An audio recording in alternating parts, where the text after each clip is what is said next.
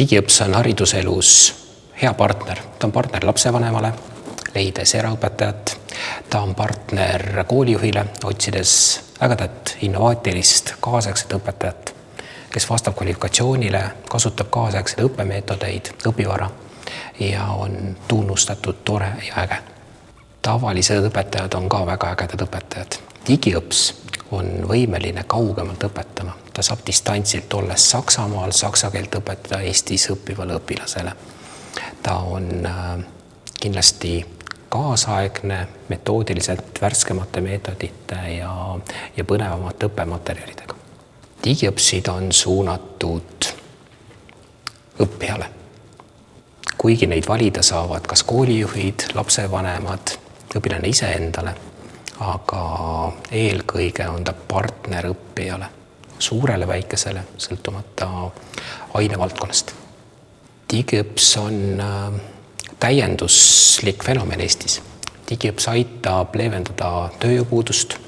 Digiõps aitab erandkorras, ajutiste asenduste korral, aga Digiõpsist saab olla ka strateegiline partner õppe läbiviimisel ja tehes seda siis kaugelt või lähedalt digiõppes või formaalõppes vastavalt vajadustele. Digiõpsi teenus on koolijuhile väga mugav. See on protsess algusest lõpuni. Vajaduse kaardistamisest piisab, et anda tellimus ja Digiõps leiab lahenduse. Otsib õpetaja, valmistab selle protsessi, tagab õpetaja nõuded, kvalifikatsiooninõuded ja aitab sinnamaani, kuni see õppeprotsess lõpeb. Mina koolijuhina kaalun Digiõpsi teenust igal juhul, kui on väike grupp, väike koormus või kui on kas siis ajutine mingisuguse kursuse valikaine õpetamise vajadus või niši siis mehitamise vajadus.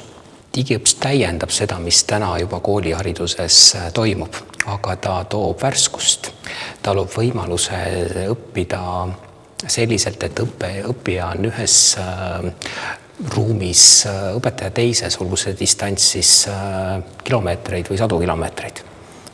Digiõps on kaasaegsete materjalidega, tänapäevaste meetoditega.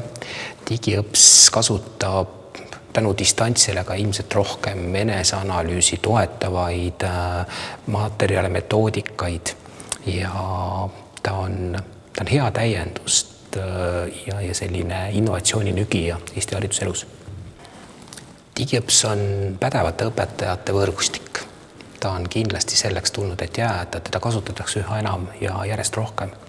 Nii koolijuhtide poolt, nii õppijate poolt, lastevanemate poolt, olgu selleks siis eraõpetaja vajadus, kindla väikse koormusega kursuse õpetamise vajadus või ka süsteemne partnerlus.